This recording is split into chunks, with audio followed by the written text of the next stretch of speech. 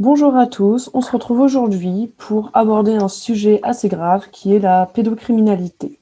On va essayer de cadrer le phénomène, analyser un rapport d'expertise et enfin avoir un regard institutionnel sur ce phénomène. Tout d'abord, j'aimerais vous présenter mes sources.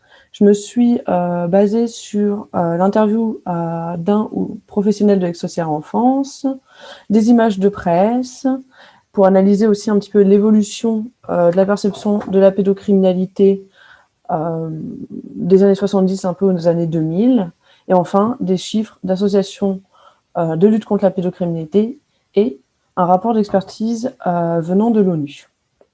Tout d'abord, il faudrait définir ce phénomène et ne pas confondre des notions différentes, comme la pédocriminalité, la pédophilie et l'inceste, qui sont des choses différentes, même si parfois elles peuvent se croiser. En effet, la pédocriminalité est le fait qu'un adulte, au niveau de la loi, viole ou prodigue des attouchements sexuels sur un mineur. Ainsi, le viol se caractérise par la pénétration de quelque orifice que ce soit par le sexe, un objet ou un doigt de manière non consentie. Les attouchements sexuels se caractérisent par un baiser, une caresse sur les parties génitales, la bouche ou la poitrine de manière non consentie. Nous nous baserons donc sur cette définition-là. De plus, la pédophilie se caractérise par une attirance sexuelle en soi, une sorte d'orientation sexuelle entre gros guillemets. Les pédophiles en soi ne sont pas très nombreux. D'après l'étudiante en psychologie Myriam Hein, je me base sur une conférence TEDx qu'elle avait donnée, la pédophilie est une orientation sexuelle au même titre que d'autres orientations. Donc on ne peut pas cesser d'être pédophile. Ce n'est pas du tout pour banaliser ou décriminaliser la pédophilie qu'elle dit ça, mais bien pour expliquer qu'il y a des gens qui ont une seule attirance sexuelle uniquement envers les enfants ou les jeunes adolescents. Je comprends, j'aimerais mettre un point d'honneur à dire qu'on n'est pas là pour décriminaliser la pédophilie ou pour la banaliser, on est là pour essayer de l'analyser de manière froide, pour mieux comprendre le phénomène. Je sais que cette définition peut paraître choquante au premier abord, mais il est très important de comprendre qu'est-ce qui pousse aussi les gens à faire ce type d'actes qui sont totalement répréhensibles, moralement et juridiquement. Donc voilà, pas de morale, plutôt un regard scientifique. Ensuite, c'est pour cela qu'on parle aussi de pédophiles abstinents. Donc, c'est des personnes qui ont cette attirance sexuelle pour les enfants ou les jeunes adolescents, mais en connaissance du fait que c'est illégal et des conséquences de leurs actes s'ils passent à l'acte, ils font tout pour s'abstenir et parfois demandent même de manière volontariste des castrations chimiques pour ne plus avoir cette envie-là. Et enfin, l'inceste, qui n'est pas forcément un acte pédophile. En effet, en France, il n'est pas interdit de mener une relation amoureuse et de se marier avec son cousin au premier degré. Cela est bien de l'inceste, mais ce n'est pas de la pédophilie ni de la pédocriminalité. Cependant, nous avons bien remarqué lors de nos recherches que les violences sexuelles envers les enfants sont souvent commises non pas par de purs inconnus, mais bien de manière intrafamiliale.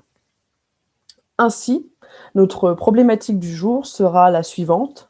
Comment un fait qui est perçu comme une erreur statistique est en réalité un fait social qui relève de logique sociologique et de rapports de force.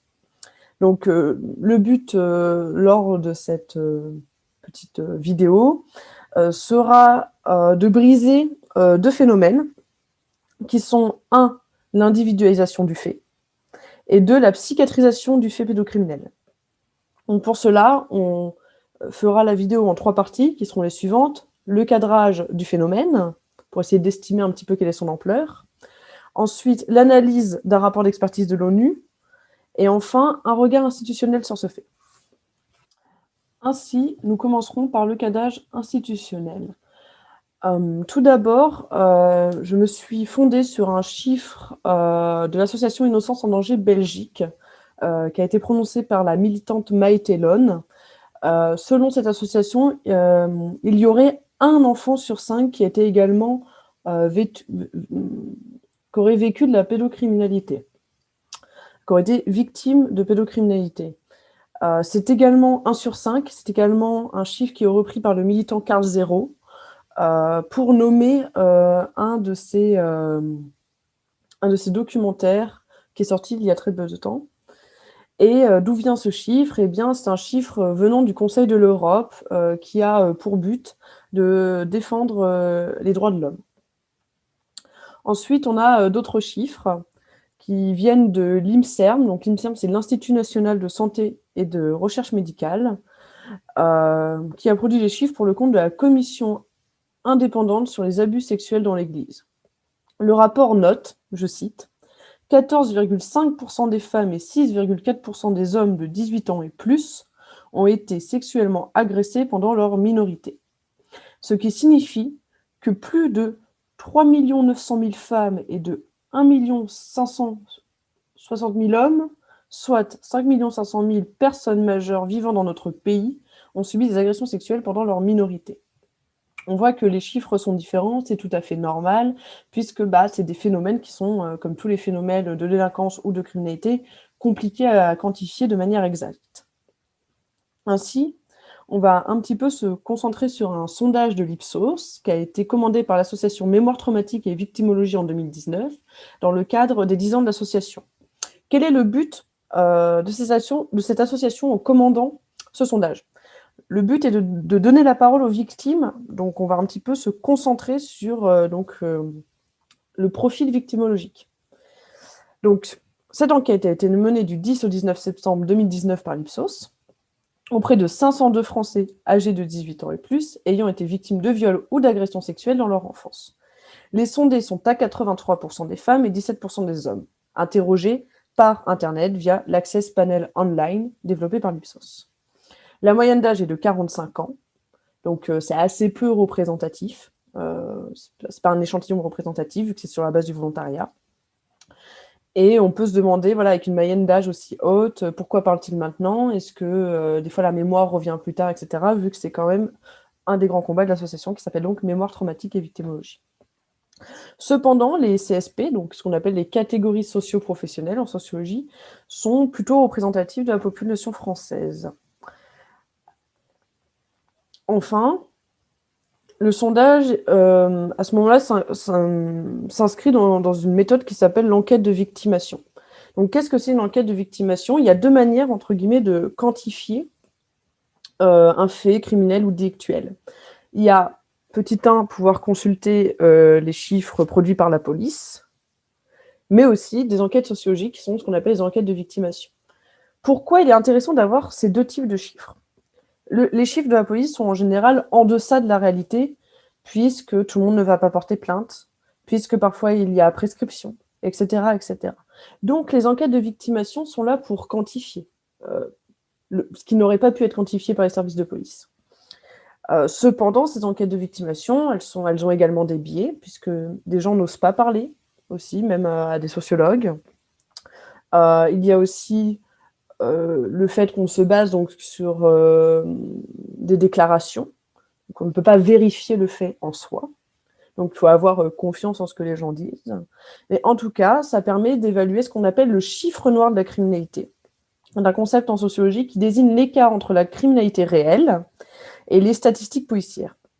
Donc justement, comme je disais, pour des raisons institutionnelles ou même individuelles, où les personnes ne font pas porter plainte, etc. Ce qui peut être le cas, par exemple, sur des délits beaucoup moins graves, même au niveau de la loi, que la pédocriminalité, mais des personnes qui se font voler leur portable ne vont pas toujours porter plainte, ou insulter, ou par exemple, insulter dans la rue, ne vont pas toujours porter plainte, etc. Alors c'est répréhensible. Voilà. Donc ça, c'était pour cadrer le phénomène et quand même montrer que c'était un phénomène d'ampleur, contrairement à ce qu'on pourrait penser, etc. Ensuite, nous allons attaquer sur le rapport d'expertise de l'ONU sur les droits de l'enfant. Donc d'abord, je vais vous présenter un petit peu le rapport, comme je l'ai fait pour les sondages. Donc c'est un rapport périodique auprès du Comité des droits de l'enfant des Nations Unies, Conseil français pour les droits de l'enfant, donc c'est la COFRAD, et c'est une édition de 2020. Ce rapport d'expertise se découpe en 4 grandes parties. La partie qui nous intéresse au regard de notre sujet est la partie numéro 3, qui se nomme, je cite, « Les violences sexuelles et la prostitution » et qui se situe de la page 27 à la page 33 du rapport d'expertise. La problématique juridique, tout d'abord. Le rapport d'expertise se penche sur le débat et la problématique de l'âge et du consentement à l'âge sexuel. Donc ce rapport va soulever, dans cette partie 3, 4 grandes problématiques au niveau de la pédocriminalité, et donc nous allons les passer en revue ensemble. Donc tout d'abord, la problématique juridique. Le rapport précise que plusieurs États signataires de la CIDE, donc qui est la Convention internationale sur les droits de l'enfant, ont décidé d'établir juridiquement un âge plancher de non-consentement. Il varie de 13 à 16 ans selon les États. Le rapport souligne le vide juridique sur cette question au niveau du droit français, qui n'a pas établi d'âge plancher et qui dispose pour prouver le viol une preuve de contrainte, de surprise ou de violence. Le rapport, à cet égard-là, se veut assez critique et prescriptif. Il me semble d'ailleurs que récemment, on a établi un âge plancher, notamment dans la continuité de la mise à agenda de la pédocriminalité via l'affaire dite Duhamel. Donc depuis, on voit que ces débats sont réouverts régulièrement en France, mais quand il y a un gros scandale ou un fait divers sur la pédocriminalité qui vraiment prend de l'ampleur médiatiquement, ce qui est le cas de l'affaire Pontoise, de l'affaire Julie ou bien de l'affaire Duhamel. Donc depuis, on a instauré un âge plancher. Donc l'âge plancher, qu'est-ce que c'est? C'est de considérer qu'en dessous d'un certain âge, l'enfant ne peut pas être consentant, et donc que c'est de facto soit un viol, soit une agression sexuelle. Ensuite, le rapport se penche sur l'éducation sexuelle et la santé. Donc pour le rapport, c'est un des leviers les plus efficaces afin de lutter contre la pédocriminalité. Donc l'éducation sexuelle, que ça soit du point de vue des potentielles victimes, que des potentiels auteurs ou futurs auteurs. Il pointe notamment des défaillances dans le système français, comme des heures d'éducation sexuelle non faites, des programmes mal faits ou pas assez poussés, etc. Pourquoi ça serait éventuellement un bon levier? Parce que parler du consentement, c'est peut-être éviter des comportements d'agression plus tard quand ces jeunes gens seront adultes et auront donc des rapports sexuels. C'est aussi peut-être détecter des victimes dans la classe, des enfants avec qui ça pourrait ouvrir une brèche de parole vers un adulte référent, que ce soit le professeur, l'infirmière scolaire, parce qu'il se rendrait compte que ce qu'il subit n'est pas normal. Donc en effet, ça peut être un levier intéressant, et visiblement en France, on n'est pas encore au point là-dessus. Enfin, il y a un troisième point qui est l'exploitation sexuelle et le proxénétisme en France. Donc il faut savoir que la majorité sexuelle est à 15 ans et 3 mois, ce qui, selon le rapport, encore une fois, inciterait les forces de l'ordre à baisser leur vigilance sur le proxénétisme des mineurs. Donc à partir du moment où ils sont à majorité sexuelle, où ils seraient considérés beaucoup plus consentants. Or, il faut savoir que le point d'entrée dans la prostitution en France se situe entre 14 et 15 ans pour la moitié des cas étudiés. Donc c'est une étude qui nous vient de l'Amicale du NID 92, qui a été faite en 2012, et de l'Observatoire des violences envers les femmes de Seine-Saint-Denis, qui a été faite en 2020. Donc la question de la prostitution et de la pédocriminalité sont quand même intrinsèquement liées. C'est-à-dire que la prostitution est en grande partie une affaire de pédocriminalité et de proxénétisme pédocriminel. Le rapport affirme également que souvent ces mineurs sont considérés comme consentants par les forces de l'ordre et souvent laissés volontairement dans les réseaux de prostitution afin de récupérer les informations pour démanteler le réseau plusieurs semaines après. Ce rapport souligne que le problème sur cette question-là n'est pas forcément le manque d'arsenal pénal, mais bien son application dans les faits. Et j'ajouterais à titre personnel, en lien avec le sujet, que j'avais pu voir aussi des travaux journalistiques sur ça, c'est qu'aujourd'hui la police est confrontée à une autre forme de prostitution de mineurs qui est en fait des réseaux d'amis. C'est-à-dire des jeunes filles, 5-6 filles par exemple, à 14, 15, 16 ans. Une de ses amies joue le MAC et les autres des prostituées et se font donc de l'argent comme ça. Et les policiers disaient que c'était un très grand problème parce que c'est très compliqué à détecter, parce que c'est microscopique. et qu'en plus, c'est des réseaux qui poussent hyper vite. Donc, ils en démantèlent un, il y en a 10 qui ont repoussé. Donc, c'est très, très compliqué. Et les mères de famille, souvent des adolescentes qui fuguent, etc., vu qu'elles ont plus de 15-16 ans, ont beaucoup de mal à faire appliquer la loi là-dessus. Il y a des vides juridiques, etc.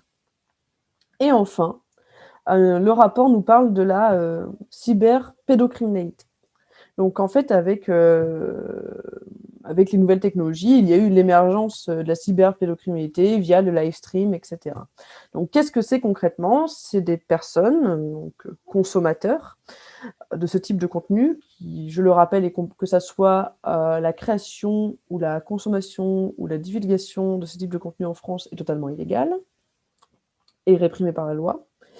Donc, qu'est-ce que font ces gens-là? Ils commandent des agressions sexuelles d'enfants en direct, notamment qui se fait globalement dans les pays d'Asie du Sud-Est, et pour pouvoir consommer ce type de contenu.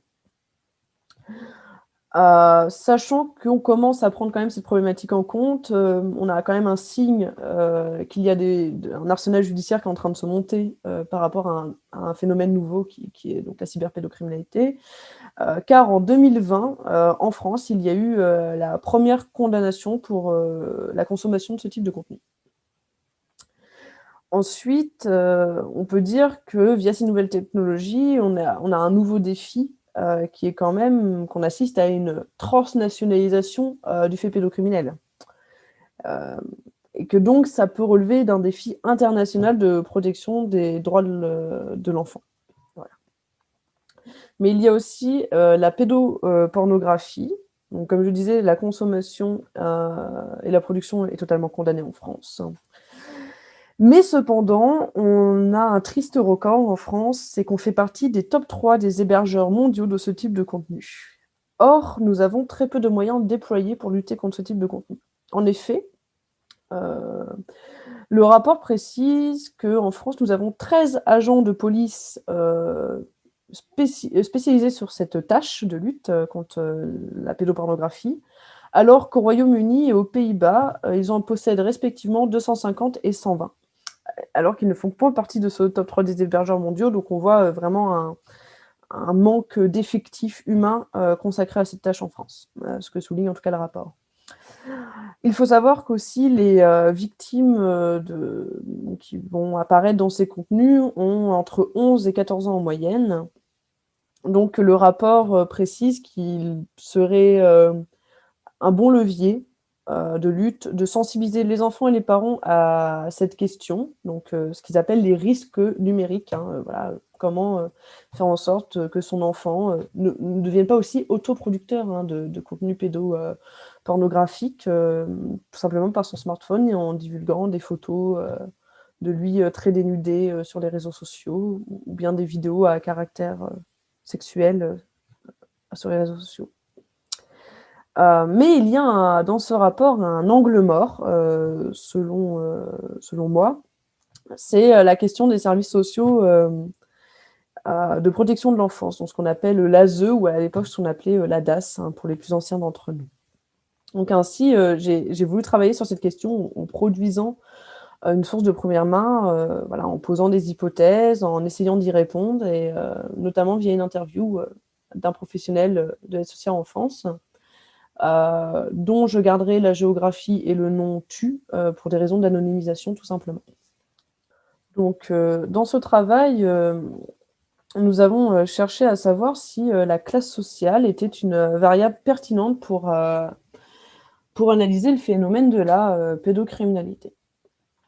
Donc, ce que nous dit la personne interviewée, elle nous dit que souvent les enfants sont dans une reproduction de schémas. Donc il faut être absolument attentif aux dessins qu'ils peuvent faire, et ainsi former les professeurs et aussi les métiers qui vont être en contact avec l'enfance, que ça soit des personnes, des garderies, centres de loisirs, mais également des coachs sportifs, voilà, dans le club de foot, etc. Puisque les enfants, enfin un enfant très jeune qui dessine des actes sexuels, c'est pas quelque chose de normal, il y a quelque chose à creuser, hein. Il vaut mieux alerter pour rien que de ne pas alerter du tout. Ensuite, cette personne nous précise que, selon elle, encore une fois, le phénomène est plutôt, transclasse et elle fait une distinction entre, pédocriminalité, pédophilie, inceste et ce qu'elle appelle pédophilie, festive. Donc qu'est-ce qu'est la pédophilie festive? Pour cette personne, c'est une pédophilie, plutôt de classe, supérieure, qui selon elle ne serait pas du tout si rare que ça et c'est plutôt des soirées, avec du champagne, et avec, des enfants plutôt loués ou achetés, dans des réseaux de prostitution infantile. Des réseaux, souvent qui se «fournissent» bien entre guillemets, hein, parce que bon, malheureusement ces enfants sont considérés à ce moment-là comme une marchandise, hein, et une ressource, financière. Souvent, par des kidnappings dans des pays étrangers, donc encore une fois on assiste à une, transnationalisation du crime. Et elle fait une distinction entre ce que on aurait une pédophilie plutôt des pédocriminalités plutôt des classes populaires, qui selon elle, souvent sont le fruit d'une misère sociale, des capacités, cognitives peu développées. C'est-à-dire que parfois ces gens-là, pour, X ou Y raison, ne se rendent même pas compte que ce qu'ils font, c'est mal et répréhensible et cetera. Hem Et elle dit souvent que c'est pas forcément eux qui violent, leurs enfants, mais souvent ils les, prêtent ou vendent, aux voisins, que les voisins, les violent contre un petit peu d'argent, pour, dans des classes très, très délaissées, parfois qui sont addicts à certaines substances comme l'alcool ou quoi, pouvoir en fait, entre guillemets, «arrondir les fins de mois» et s'acheter, des, heu, des substances telles que l'alcool et cetera. Donc voilà, on voit qu'il y a quand même, 2 types assez différents, de pédocriminalité, hein. On n'est pas là pour hiérarchiser, hein, on est là pour essayer de, encore une fois, balayer le phénomène et aussi on va un petit peu essayer de comprendre, pourquoi, peut-être les personnes, des catégories, heu, moins aisées et cetera, populaires sont, plus surveillées ou en tout cas elles se font plus, attraper judiciairement, pour ce type d'actes. Parce qu'il y a des biais institutionnels et des liens de fait, notamment, c'est ce qu'on a pu constater. Donc, par exemple, les personnes de catégorie populaire qui vont être dans des situations sociales, on va dire, difficiles, sont en lien de fait avec les institutions, sociales, pour, avoir des aides sociales et cetera et le travailleur social va être enclin à un moment donné, de la relation, entre le bénéficiaire et l'institution à entrer dans le domicile et constater, avoir, la puce à l'oreille par rapport à ce qu'il peut voir et cetera et donc ouvrir, à ce moment-là des investigations, via les services sociaux, de police et cetera. Ce qui n'est pas le cas, de gens, plus aisés qui vont peut-être du tout pas avoir du tout besoin des services sociaux et donc pas du tout de travailleurs sociaux qui vont venir chez eux. Dans ce cas-là, il faut que ça soit quelqu'un d'externe qui remarque quelque chose, qui aille ensuite le signaler, que l'aide sociale à l'enfance se déplace et parfois c'est des gens qui ont du capital, monétaire, souvent, culturel et monétaire, qui disent non mais qui en fait qui font le change, c'est-à-dire qu'ils présentent bien et ils vont avoir un bon vocabulaire, ils vont paraître très sérieux. Ils vont dire: «Vous inquiétez pas, mon enfant dit n'importe quoi», par exemple, sa crise d'adolescence, je vais l'emmener chez le psy et vu que l'aide sociale à l'enfance, sont comme beaucoup de services sociaux en France, complètement à l'agonie et manquent de travailleurs, pour faire toute la masse de travail qu'il y a à faire, ils vont, plutôt, être enclins à aller sur les cas les plus visibles, les plus faciles à prouver et pour, sauver les enfants qu'il y a à sauver, même s'ils savent qu'ils pourront pas du coup tout faire, par manque de moyens. Enfin, cette personne a voulu nous mettre en avant, un problème juridique aussi et de sociologie de la justice.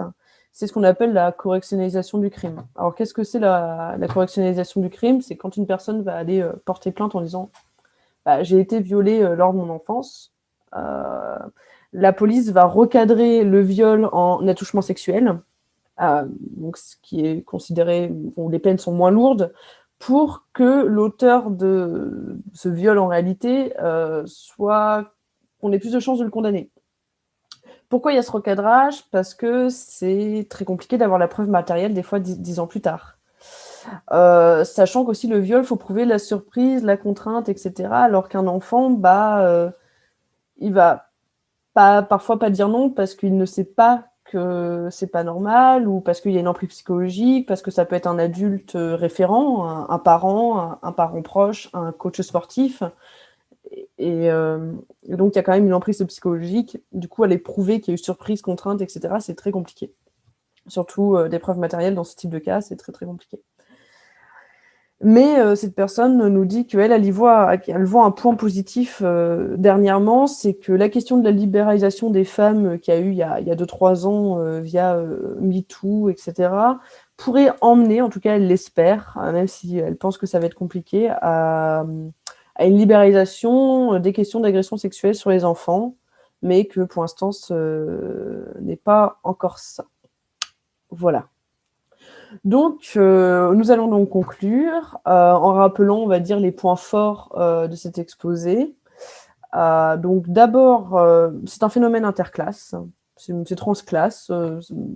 Visiblement, a priori, ça ne toucherait pas une classe plus que les autres, mais qu'elle est différente selon les classes sociales.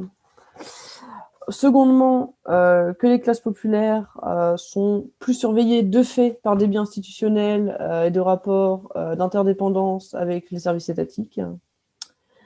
Et enfin, qu'il est absolument important de vous rappeler que ce n'est pas un fait anecdotique et que c'est un fait social en soi, qu'il faut analyser, certes de manière très froide et académique, afin d'éventuellement trouver les meilleures solutions politiques pour lutter contre. Et bien sûr, si vous voulez creuser un peu, je vous mettrai toutes mes sources en description pour, voilà, si vous voulez aller chercher vous-même les chiffres, aller les regarder, etc. Voilà. Bah, merci beaucoup. Je vous souhaite une très bonne journée ou soirée, ça dépendra à quelle heure vous regarderez cette vidéo. Et j'ai été très contente de vous présenter ce sujet sur la pédocriminalité, parce que c'est un sujet qui me tient à cœur et qui est malheureusement pas du tout aujourd'hui en permanence à l'agenda politique. Voilà, voilà. Merci, au revoir.